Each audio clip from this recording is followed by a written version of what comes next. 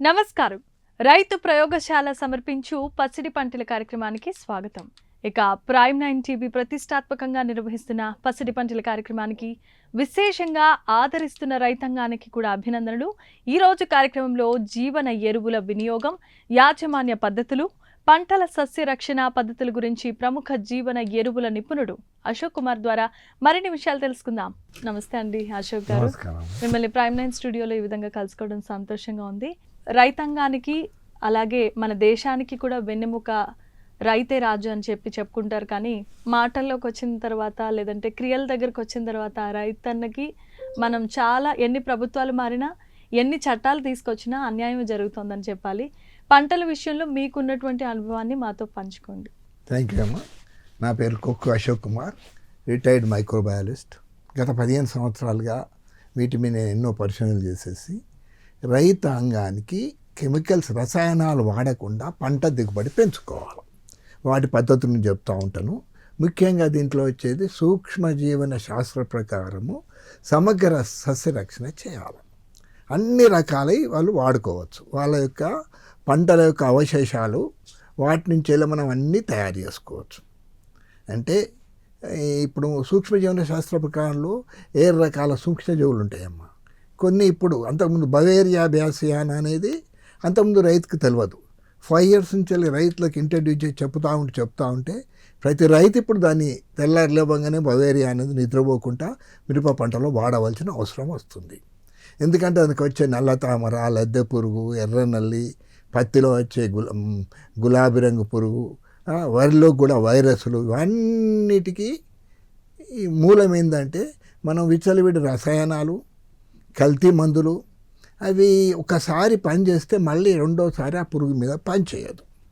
అది తిరిగి మార్చి వాడుతూ ఉంటే రైతుల మీద ప్రయోగం అయిపోయి డబ్బులన్నీ పోతున్నాయి, పంటలు దిగుబడి తగ్గుతుంది. అంటే ఇలాంటి సూక్ష్మజీవుల్లో 7 రకాల సూక్ష్మజీవులు నేను ఇంట్రడ్యూస్ చేస్తున్నాను.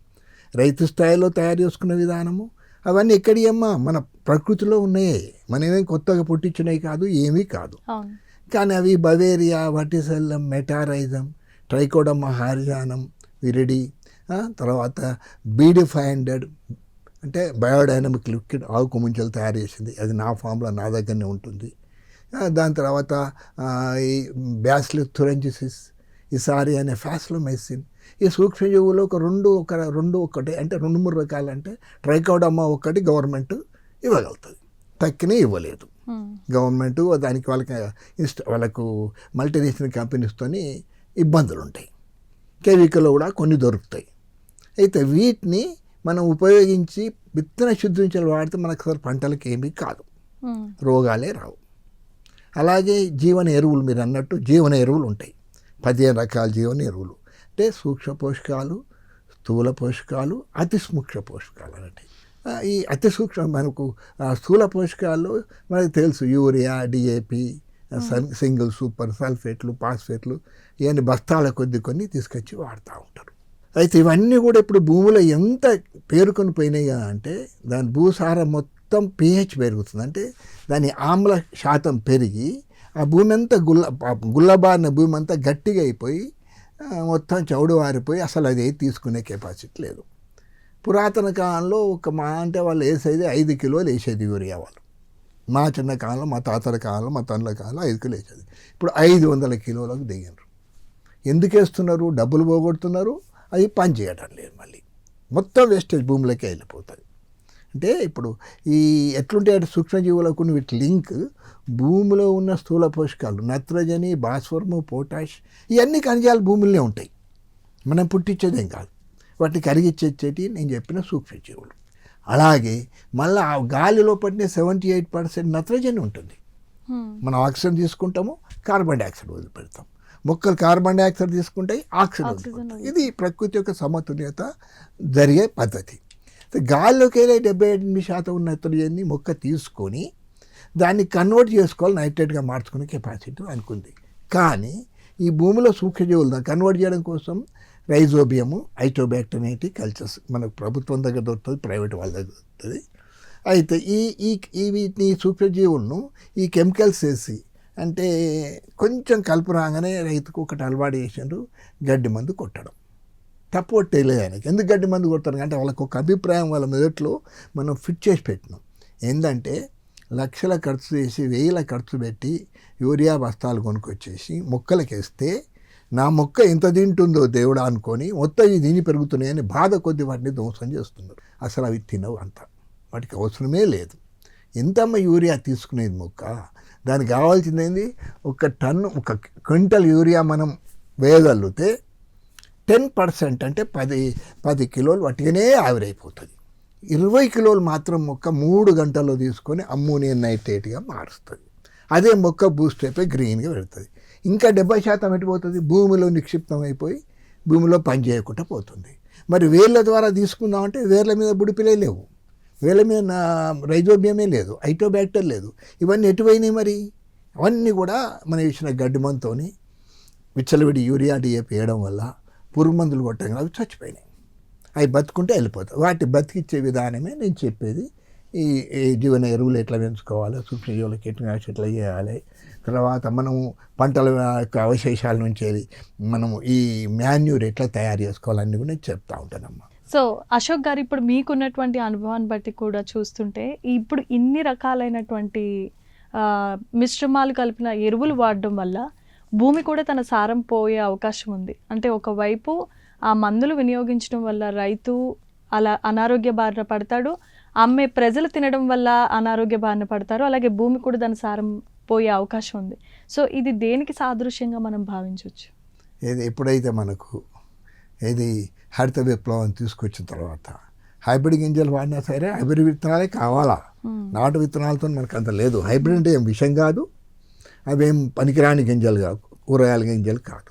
వాటిని జస్ట్ మన శాస్త్రవేత్తలు జస్ట్ మాడిఫై చేసి రోగాలు తట్టుకున్నట్టు చేసి కొంచెం ఈల్డింగ్ ఇచ్చి పెంచేసారు. అయితే ఈ వాడకంలో ఈ హరిత విప్లవంలో ఏం చేసింది?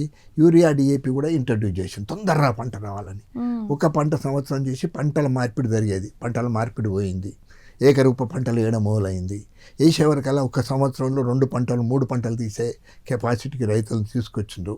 అయిన తర్వాత ఈ వీటి వల్ల ఏమవుతుంది? ఈ మొత్తం భూమిలో ఉన్న సారం దెబ్బతిని 5% కర్బన శాతం ఉంటుందమ్మా భూమికి. ఎక్కడ కానీ అడవిలో ఉంటుంది. ఇప్పుడు అడవిలో కూడా శాతం దెబ్బతీస్తున్నాం మనం.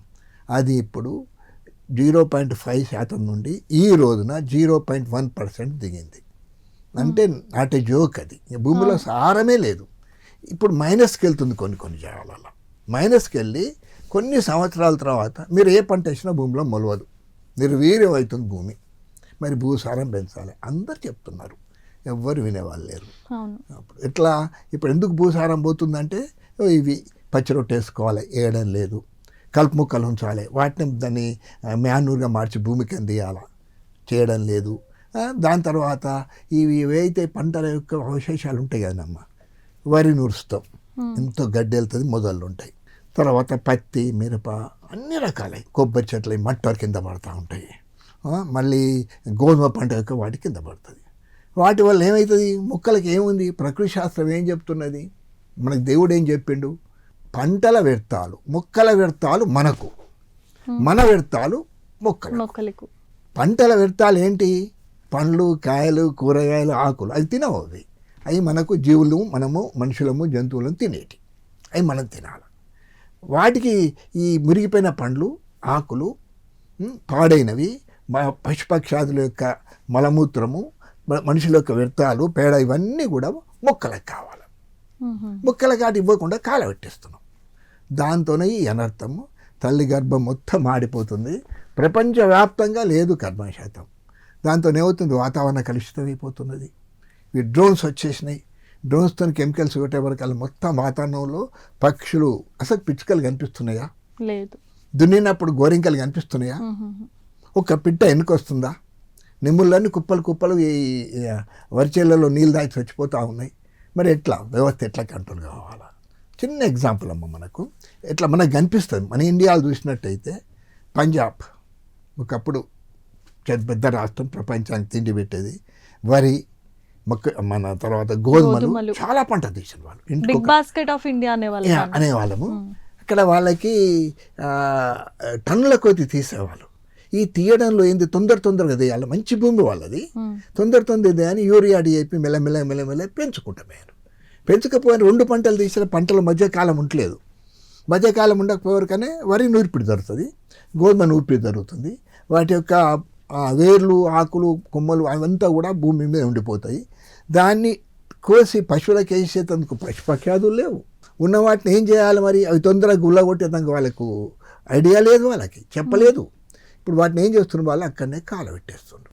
కాలబెట్టిపోతే వాటి ఆహారము అంటే మొక్కలకు కావాల్సిన, తర్వాత వరికి కావాల్సింది, గోధుమకు కావాల్సిన ఈ మురిగిపోయిన వీటి యొక్క అవశేషాలు అన్నీ కూడా, పంటల అవశేషాలు దొరకకుండా కాలబెట్టేస్తే భూమి గర్భం కాలిపోయి 1 ఫీట్ వరకు మొత్తం మాడిపోయి, సూక్ష్మ మాడిపోయి కంప్లీట్ నేల తల్లి గర్భం మొత్తం కాలబెట్టినట్టు అవుతుంది. సరే పోయింది. మరి ఏమవుతుంది? ఈ పొగ అంతా కూడా హర్యానా, పంజాబ్ అంతా పొగ వచ్చి ఢిల్లీ కలుషితం అయిపోయింది. చూస్తూ ఉంటాం, స్కూళ్ళు బంద్, శ్వాస తీసుకోవస్తలేదు, దట్టంగా మంచు పడినట్టుగా వాతావరణం అయిపోతుంది. పొగ మంచు ఇట్లా వస్తాయి కదా అంటే ఈ పొరలు మషి అనేది ఇట్లా మనం తీసి ఇట్లా ఉంటే ముక్కులకి ఇట్లా ఖర్చుతో చూస్తే నల్లగా వస్తుంది, నశం పిలిచినట్టు. అదంతా కర్బన మనకోతుంది, వాతావరణంలో చేసే పాడైపోతుంది. మరి వాళ్ళు ఏం చేయాలి? మంచి సలహా చెప్తున్నాం వాళ్ళకి. ప్రభుత్వాన్ని కూడా హెచ్చరించి చెప్పినాం, అయినా ప్రభుత్వం దీనికి స్పందన లేదు, ఏం లేదు వాళ్ళకి. అక్కడక్కడనే వాళ్ళు దాన్ని మాన్యూర్గా మార్చుకోవాలి. సింపుల్ సిస్టమ్ అది, డాక్టర్ సాయిల్ సిస్టమ్. వర్మి కాంపోస్ట్ చాలా పురాతనమైన పద్ధతి అది. దాన్ని కూడా రైతులకు కష్టం అవుతుండే, గుడిసెలు వేసి వర్మి కాంపోస్ట్ తయారు చేయడము. దానికి ఏం చేసినాం అంటే ఇప్పుడు ఓపెన్ ఏరియాలో ఎక్కడైతే పంటల వ్యర్థాలు వీళ్ళ మీద ఉంటున్నాయో, వాళ్ళ తోటలో ఉంటే ఒక మూలకు నూకేసి దాని మీద కొద్ది పేడ చల్లినా సరే అది ఇమీడియట్గా 1 మంత్లో vermi compost come doctor soil తయారయ్యే ఫార్ములా అయిపోతుంది. అనేది మళ్ళీ సారవంతంగా తయారైపోతుంది. అది తయారైన పొడిని మన భూమి జల్లేసుకుంటే దుక్కిలో, నార్మళ్లలో ఎంతమ్మా నార్మల్ వేస్తే 1 సెంటు నార్మల్లో వరి వేస్తే వాళ్ళు 10 ఎకరాలు 5 ఎకరాలకు పోతుంది. అందులో 5 కిలోలు ఈ పొడి చల్లితే వాటి వేర్లన్నిటికీ డాక్టర్ సాయిల్ ఇనాక్యులేట్ చేసి పెడితే ఒకసారికి ఇంతే ప్యాకెట్ ఇస్తాం మేము, అది వాళ్ళకి తయారైతేనే ఉంటుంది మొదలు కలిసి. దాన్ని చల్లేస్తే వేర్లు 4 గంటలు పెడతాయి. వరి నారు ఇంత పొడుగు వేర్లు వస్తాయి. మనం ఇట్లా ఊడబెడతారు రావు. 10 గంటలు పెట్టే కాడ 5 గంటలు పెట్టే కాడ 1-2 గంటలు పెడితే అయిపోతుంది. వాటి వేర్లు మళ్ళీ భూమిలోకి అయిన తర్వాత అవి 1 మూరెడు పెడతాయి 4 గంటలు. మొత్తం పడే వాటి మీద క్యాప్ వస్తుంది. వాస్కులార్ అవెస్కులార్ బండిల్స్ అనేటివి మైక్రోరైజా మార్కెట్లో కూడా దొరుకుతుంది. మైక్రోరైజా అని ఇప్పుడు వేరే మల్టీనేషనల్ కంపెనీలు 150 గ్రాములు అట్లా కొంచెం తెచ్చుకుంటూ 600-800 లీటర్లకి ప్యాకెట్ ఇచ్చేసి దాన్ని వేయమనేవాళ్ళు. నేను అది కాకుండా వీళ్ళే తయారు చేసుకునే విధానం చెప్తున్నామమ్మ. ఇది వేసినాక భూమి గుల్లబారుతుంది, భూమిలో అవశేషాలు తీసుకుంటుంది, పైసా ఖర్చు లేకుండా రైతులు బయటకు వస్తారు. ఫస్ట్ పంటల విత్తనాలు కాలబెట్టద్దు, వాటిని ఎరువుగా మార్చుకోవాలి. వాటికి అన్ని సూక్ష్మజీవులు అందియచ్చు మనం. ఎందుకు రావమ్మా? మంచి పంటలు వస్తుంది, వైరస్ రాదు, రోగాలు రావు, ఏమీ రాదు మనకు. ఓకే, ఆ భూమి కూడా సారం అవుతుంది, మంచి పంట సారమై మంచి పంటలు వస్తాయి మనకు. అయితే ఇప్పుడు మనకి ఇప్పుడున్నటువంటి నేలలో కార్బన్ శాతం తగ్గిపోతుంది. దీనివల్ల ఏంటంటే మనం ఇందాక మాట్లాడుకున్నట్లుగా దాని యొక్క సారం కూడా తగ్గిపోతుందని చెప్పి రైతులు కూడా ఆవేదన వ్యక్తం చేస్తున్నారు. దీనికి సంబంధించిన మార్గాల కోసం అన్వేషిస్తున్నారు, కానీ మీరు చెప్పినట్టుగా అవి చాలా ఎక్స్పెన్సివ్ కాబట్టి దీనికి మరలా ఏమైనా ఆల్టర్నేటివ్ ఏమన్నా ఉంటుందా? నేను అదే చెప్తున్నా. అయితే మేము ఈ కోవిడ్ పీరియడ్లో మాకు బాగా అనుభవం వచ్చింది, ఎటు పోలేకుండా. అప్పుడు ఎప్పుడు చెప్పినా, మీటింగ్ చెప్పినా ఇది తీసుకోండి, ఇట్లా చేయండి, ఇవి పెట్టుకోండి అంటే వాళ్ళకి ఎక్స్పెన్సివ్ కాని పనులు చెప్పేవరకల్లా ఫెయిల్ అయింది వాళ్ళు. అంటే వర్మి కాంపోస్ట్ తయారీ అంటే వర్మి కాంపోస్ట్ యూనిట్ కావాలా, గుడిసె కావాలా, పేడ కావాలా, ఏదో పేడ కావాలి, అన్ని వ్యర్థాలు కావాలి, దాని మీద వేసి వరుస చేయాలి, పెంచాలి. నెల తర్వాత దాన్ని మొత్తం జల్లడబట్టి తీయడము, వరుస పక్కకు వేయడము, ఈ గుడిసెలు కోల్పోవడము, చాలా లేబర్. ఈ లేబర్ కష్టం ఫెయిల్యూర్ వచ్చింది. కోవిడ్ పీరియడ్లో ఏమైంది? ఏం కాలే, ఏం చేయలేకపోయినాక అవి చవే తయారైనాయమ్మా. అంటే నా పేడ కుప్ప, నా వర్మి కాంపోస్ట్ యూనిట్లు ఉంటే అక్కడ తయారీకి ఎత్తేవాళ్ళు లేక దానికి ఒక 10-20 గదాలు 5-20 మీటర్ల దూరంలో ఎప్పుడు పశువుల పెండ ఉన్న కాడికి ఇవి అంశాలకు వెళ్ళిపోయి అక్కడ తయారైపోయినాయి. అంటే వర్మీ కాంపోస్ట్ యొక్క పాత కాన్సెప్ట్ మర్చిపోమని చెప్తున్నాను నేను. ఎట్లా అంటే ఎక్కడ పశువుల వ్యర్థాలు పడితే అక్కడనే కాంపోస్ట్ తయారు చేయాలి, ఎక్కడ మనకు గడ్డి ఉంటే పెడతా ఉంటే అక్కడనే చేసుకోవాలి. పంట లేని ఒక మూలకు నూకి దానిపైన కొంచెం పశువుల పేడ వేసి వాటిపైన కొన్ని ఎర్త్వామ్స్ 1-1.5 కిలో మనకు వర్మి కాంపోస్ట్ యూనిట్లలో దొరుకుతాయి, ఎక్కడే దొరుకుతాయి. చాలా కేవికలో దొరుకుతాయి, అన్ని ఊళ్ళో దొరుకుతాయి. తీసుకొని దాని మీద చల్లేసేసి వాటి మీద నవధాన్యాలు పెంచమంటున్నాం. ఎందుకంటే ఈ నవధాన్యం అనేది డబోల్ కర్మేతలమ్మ, ఏకదళాలు, ద్విదళాలు, తర్వాత నూనె గింజలు, ఇవన్నీ కూడా ఒక్కొక్క రూట్ ఒక్కొక్క రకమైన ప్రాపర్టీ కలిగి ఉంటుంది. ఈ రూట్స్ మీద ఇవి పెరిగేస్తే ఏమవుతాయంటే వాటి మీద వ్యామ్ పెరిగి మొత్తం పెండ కాంపోస్ట్ అయిపోతుంది 20 డేస్కి. ఎరువు కింద తయారైపోతుంది, చాపత్త పొడి లెక్క అవుతుంది, కాస్ట్లీ పొడి అవుతుంది. దాన్ని కొద్ది పిరికడు విత్తన శుద్ధులు వేసుకోవాలి. ఎక్కువ అయింది యూరియా, డిఏపి బస్తాల మందుకు ఇదే వేసుకోవాలి. ఇంతనే వేసుకోవచ్చు, లిమిట్ లేదు దీనికి. మినిమం ఎకరాకి క్వింటల్ ఎనఫ్. ఇంకా ఎక్కువ వేస్తే తొందరగా కర్బన శాతం పెరుగుతుంది. ఈ 0.1% ఉన్న కర్బన శాతం 2, 3, 4, 5 ఇట్లా రావాలి, పెరగాలి. ఇప్పుడు మన నేల కర్బన శాతం మంచిగా పెరిగింది. అసలు నాకు ఏది అవసరమే లేదు. ఇక అసలు కలుపు మొక్కలు కూడా కనిపించకుండా అయిపోయినాయి. ఉద్యానవన పంటలు ఇంకా దాన్ని మార్చేసినాం వాటికి. ఇట్లా అంటే ఈ కాంపోస్ట్ రైతులు తయారు చేయడంలో ఖర్చు ఏముంది, అతనికి ఏమి లేదు. కాలబెట్టే పంటల పెట్టాలను కాంపోస్ట్గా మార్చుకుంటుండు. దాంతో ఇక్కడ వాతావరణ కాలుష్యం తగ్గుతుంది, ఆయన ప్రమాదం తప్పుతుంది, మన ప్రమాదం తప్పుతుంది. అతివృష్టి, ఎల్నినో లానినో ప్రభావం కారణం ఏంటి? ఇదే. ఇప్పుడు పంజాబ్లో చెప్పినట్టు కాలిన పొగలు ఎట్టిపోతున్నాయి అనుకున్నాం. ఇవి ఇట్లా ఎగురుకుంటూ పోతూ ఉంటే మన గ్లేసియర్స్ దెబ్బతిన్నాయి ప్రపంచవ్యాప్తంగా. ఏదైతే మంచు పర్వతాల గురించి అవి కరిగిపోయి కిందికి వస్తున్నాయి, మన నదులు ఉంటాయి. ఒక్కసారి అతి కరిగిపోయే వరకల్లా వరదలు, తుఫాన్లు. అక్కడ చూస్తే మీరు మంచు మీద చూస్తే నల్ల ఇట్లా పౌడర్ వచ్చేస్తుంది అమ్మాయి. ఏదైతే మీకు ఢిల్లీలో వచ్చిందని చెప్పిన చూడండి, ఇట్లా ముక్కులకి వెళ్తే మనం తీస్తే అంత నల్లగా వచ్చినట్టు వాటి మీద వచ్చి తొందరగా కరిగిపోతున్నాయి. దాంతో చాలా నష్టం అవుతుంది. ఇక్కడ ఈ పేడ తయారు చేసుకున్నాక ఇతనికి 50 పైసా ఖర్చు లేదు. మా అంటే పశువులు లేని వాళ్ళకి లేదు, పశువులు మెయింటైన్ చేసే కెపాసిటీ లేదు కనుక దగ్గర ఉన్న కోళ్ళ ఫామ్, డైరీ ఫామ్, గొర్రెలది ఎక్కడి నుంచైనా ఒక ట్రక్ పెండ 2,000, 3,000 తెచ్చి ఈ చెత్త మీద పోసుకుంటే అదే మారిపోతుంది. ఎండకు ఎండాలి, వానకు నానాల. ఎర్త్వామ్స్ ఏదైతే ఒక ఎర్త్వాము 2 రకాల ఎర్త్వామ్స్ ఉంటాయమ్మా, ఏరోబిక్, ఎనరోబిక్. భూమిలో ఒక ఎనరోబిక్ ఎర్త్వామ్ అనేది భూమి లోపలికి 7 మీటర్ల లోతుకి వెళ్తుంది. పోయి మట్టిని తీసుకొని ఇంకో రంధ్రంలోకి వెళ్ళి పైకి వస్తుంది. ఇప్పుడు అవన్నీ ఎటువైనాయి అంటే కనిపిస్తలేవు. ఆర్గానిక్ చేసిన వాళ్ళ కూడా పైకి వస్తున్నాయి. ఒకప్పుడు వర్షాకాలం అప్పుడు కనిపించేవి, పైకి కనిపించకుండా పోయినాయి, ఎండాకాలం. అవి ఏమైతే భూమిలో అడుక్కున్నాయి పాపం. ఇప్పుడు కొంచెం భూమి మంచిగానే పైకి వస్తాయి, దాన్ని ఎవరు చంపలేడు. ఆ జాతి నేను చేయలేము. అలాగే ఏరోబిక్ ఎర్త్వామ్స్ అనేటి ఇవేమైతాయంటే ఈ పంటల వ్యర్థాలు, పేడను కరిగిచ్చేసి కంప్లీట్గా అంటే ఆ పేడ లోపల ఇవి అంతే తింటాయి. అవి తినని ఇవి తింటాయి. తిని వర్మి కాంపోస్ట్గా మారుతాయి. అంటే 27 మైక్రో న్యూట్రియంట్లు ఉంటాయమ్మా. ఈ స్థూల అతి సూక్ష్మ పోషకాలు 27 మైక్రో న్యూట్రియంట్లు కలిగింది వర్మి కాంపోస్ట్. ఇన్ని కూడా ఏ శాస్త్రవేత్త 27 ఇంకా కనుగోబడలే మనకు. మా అంటే 15, 18 దొరికినాయి, బయటకు వస్తున్నాయి. నేను ఇచ్చే 15కే ఇంత కష్టమైంది, ఇన్నేళ్ళు పట్టింది. అవి సహసిద్ధంగా వెళ్ళిపోతున్నాయి కదా, ఖర్చు ఏముంది? ఆ పౌడర్ తీసుకుంటాడు, వీటికి వేసుకుంటాడు. మళ్ళీ పశువులకు ఎత్తాం కానీ పంటలు పెడతాను కానీ దాన్ని పక్కకి వేసుకుంటాం. అది ఫామ్ యార్డ్ మాన్యూర్గా నెల 2 నెలలు 3 నెలలు ఏడాదిలోపల అది వర్షానికి ఎండకు వారిపోయి మురిగిపోతుంది. ఈ ఎర్త్వాంశాలకు పోయి అక్కడ తయారవుతుంది. ఎప్పుడు ఇట్లా రీసైకిల్ అవుతూ ఉంటాయి. మన తోట అంతా పాకుతాయి అమ్మ. ఇవి తోట కింద ఎర్త్వాంశ వస్తాయి, మీద ఎర్త్వాంశ వస్తాయి. తోట మొత్తం ఉన్న అవశేషాలన్నీ, మట్టలు, ఆకులు అన్నీ కూడా అక్కడనే మురిగిపోతాయి. మురిగిపోయి అన్నీ కాంపోస్ట్గా మారిపోతుంది. ఇక మొక్క ఎందుకు అడుగుతుంది? యూరియా అడగదు, డిఏపి అడగదు, ఏది అడగదు, ఒక్క బలంగా పెరుగుతుంది. పురుగుల మందే అవసరం లేదు. పురుగులు మన పైకి వస్తాయి అనుకోండి. పురుగుల మందు అవసరం లేకుండా భూమిలో గుడ్లను, పిల్లల్ని, ఇవన్నీ కూడా ఇప్పుడు మీకు చెప్పినది మెటారైజం, దాని తర్వాత bacillus thuringiensis, broad spectrum 3 years back మేము ఇప్పుడు ఇంట్రడ్యూస్ చేసాం ఇండియాలో. ఎంతకుముందు లేకుండా మనకు అవైలబుల్ లేని. అది ఏం చేస్తుంది, భూమిలో పురుగులన్నీ కూడా పంట లేని కాలంలో గుడ్ల రూపంలో ఉంటాయి, కోశస్ దశలో ఉంటాయి. పంట పడంగానే అందుకే పిల్లలు బయటకు వచ్చి వస్తాయి. సీజన్గా వస్తాయి అన్నీ కూడా. కొన్ని పురుగులు అట్లే వస్తాయి, ఆర్ద్ర పురుగులు అట్లే వస్తాయి. ఇప్పుడు ఆర్ద్ర పురుగే కనిపిస్తలేదమ్మా. తల్లి ఎంత పట్టు పురుగు ఎంత ఆడుకునే వాళ్ళం, అది ఎంత ఉండేది, ఎన్ని మంచిగా తినేటి, అవన్నీ పోయినాయి మనకు. ఇవన్నీ బయటకు రావాలంటే వీటికన్నిటికీ ఆహారం దొరకాలి. అన్నీ కూడా సమగ్రంగా సఖ్యంగా జరుగుతాయి.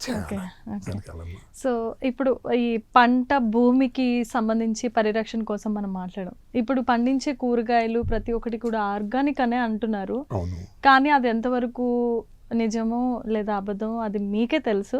అవును. మాలాంటి వాళ్ళ కోసం అంటే ఇప్పుడు కొన్నిసార్లు కూరగాయలు కొన్న తర్వాత కోసుకున్న తర్వాత తెలుస్తూ ఉంటాయి. కొన్ని అవశేషాలు అవి కనిపిస్తూ ఉంటాయి. కనిపిస్తాయి. వాటిని పూర్తిగా శుద్ధి చేయాలంటే ఏ రకమైన అంటే దానికి ఒక పద్ధతి ఏదన్నా ఉందా వాటిని ఉన్నదమ్మా. పూర్తిగా? లేదంటే వాటిని శుద్ధి చేసిన తర్వాత కూడా తిన్న తర్వాత ఏమన్నా ప్రమాదం వచ్చే అవకాశం ఉందా? అది కూడా చెప్పండి. రైట్ అమ్మా, మంచిగా అడిగారు. ఎందుకంటే ఇది బర్నింగ్ ప్రాబ్లం. అవును, మనకంటే మన పిల్లలు బతకాలని నాకు ఆశ ఉంది. అవును, నాది అయిపోయింది 74 ఏళ్ళు. నాకు డాక్టర్ తెలియదు, మందులు తెలియదు, ఏం తెలియదు. అదే మా మనవరాలకు తలనొప్పి, వైరస్ ఫీవర్లు, చేతకపోవడం ఎంత బాధ అనిపిస్తుంది అంటే మనం ఇచ్చే తిండితోని తల్లి పాలతోనే విషం కడుపులోకి వెళ్ళిపోతుంది వాళ్ళ కడుపులోకి. మరి ఎట్లా చేయాలి? దీనికి ఒకటే ప్రత్యామ్నాయం ఏం చెప్తున్నాం కదంటే, చాలామంది సంస్థలు ఎందరో చెప్తూ ఉన్నారు, టెర్రస్ గార్డెనింగ్, దాని తర్వాత పెరటి పంటలు అని చెప్పి పెంచుకోవాలి. పాపం వీళ్ళు కొంచెం చాలా పెంచుకుంటున్నారు, కానీ చీడపీడలకు తట్టుకుంటలేరు, అట్లా పాడవుతున్నాయి. ఇప్పుడు మీరు అన్న క్వశ్చన్ ఏముందంటే, మార్కెట్కి వెళ్ళి కూరగాయలు కొనుక్కొచ్చుకోవాలి కంపల్సరీ. ఏ రైతైనా అన్నీ పండించుకోలేడు. టెర్రస్ గార్డెన్ కూడా 100% మనం పెంచుకోలేము. అవును. మరి బయటికి వెళ్ళి తెచ్చుకోవాలంటే మరి ఎట్లా కూరగాయలు? ఇవాళ పాలకూర కొనుక్కొచ్చుకుంటాం. కానీ ఇంతకుముందు పాలకూర అయితే 4-5 రోజులు ఇట్లా ఉండేది. వంకాయలు, దొండకాయలు, బెండకాయలు, మిరపకాయలు, వాటి టేస్ట్ ఇవన్నీ ఎన్నో ఉండేటి. ఇప్పుడు ఏమైనా అవన్నీ వాటి మీద ఇట్లా మోనోక్రోటోఫాస్ పిచికారి చేస్తారు, నిషేధిత మందు. ఇంతకుముందు చెప్పిన క్యాబేజీని అలా ముంచి తీస్తున్నారు అని. అవును, దీని మీద పొర వస్తుంది, దాని మీద తెల్ల ఇట్లా పొర. అది మనం ఎంత కడిగినా పోదు, మన కడుపులోకి పోయి ఇక ఎన్ని రోగాలు రావాలన్నా అన్ని రోగాలు. ఫస్ట్ అల్సర్, దాని తర్వాత జీర్ణం కాకపోవడం, మళ్ళీ ఆ బాడీ లోపల కంప్లీట్గా క్యాన్సర్కి దారి చేయడము, వాటెంబడి సైడ్ ఎఫెక్ట్ కళ్ళ నొప్పి, ఈ రోగాలు అన్నీ బయటకు వస్తున్నాయి. మరి ఏం చేయాలి రైతులు? దానికి ఇమీడియట్ తినకుండా ఆగుతామా? ఇప్పుడు నేను కూడా తినాలి, తెచ్చుకోవాలి, నగర పండనే ఉండవు. ఏం చేయాలి? దానికి శుద్ధి చేసుకోవాలి. ఎట్లా శుద్ధి చేసుకోవాలి? కూరగాయలు కానీ, వంకాయలు కానీ, పాలకూర కానీ మనం ఏం చేస్తారు ఇళ్ళల్లో, ఇప్పుడు వంకాయలు రాగానే మార్కెట్లో ఇట్లా కడిగేసి స్టీల్ బౌల్లో వేసి నల్ల కింద నీళ్ళు పెట్టి మంచి కడిగి ఉప్పు వేసేసి నీళ్ళు బారవచ్చి ముక్కలు కోసి నీళ్ళలో నానబెట్టి వంట వండుకుంటాం. అక్కడ పెద్ద అపాయం దగ్గరకు వస్తుంది. ఏదైతే మీద పొర ఉందో కడుగుతో ఒక 10% పోతుంది. కట్ చేసి ఉప్పేసి నీళ్ళలో నానబెడితే కాయ లోపలికి మొత్తం పోతుంది. అది తినే వరకు చాలా ఇవన్నీ వచ్చేస్తున్నాయి. ఇప్పుడు ఎంత ఈజీగా చెప్పుకొస్తున్నాం, ఎన్నో మాధ్యమాలు చెప్తూనే ఉన్నాం, అందరు చెప్తూ ఉంటారు. ఇప్పుడు మనం అర్థం చేసుకోవాలి. ఇప్పుడు మీరు చూసిన వాళ్ళకి ఇంత ఈజీగా మనం శుద్ధి చేసుకోవడం. పురాతన కాలంలో పెళ్ళిళ్ళలో కానీ వట్టి పంట వేసినప్పుడు వెదురు గంపలలో వేసి కడిగి ఇట్లా తీసేవాళ్ళు.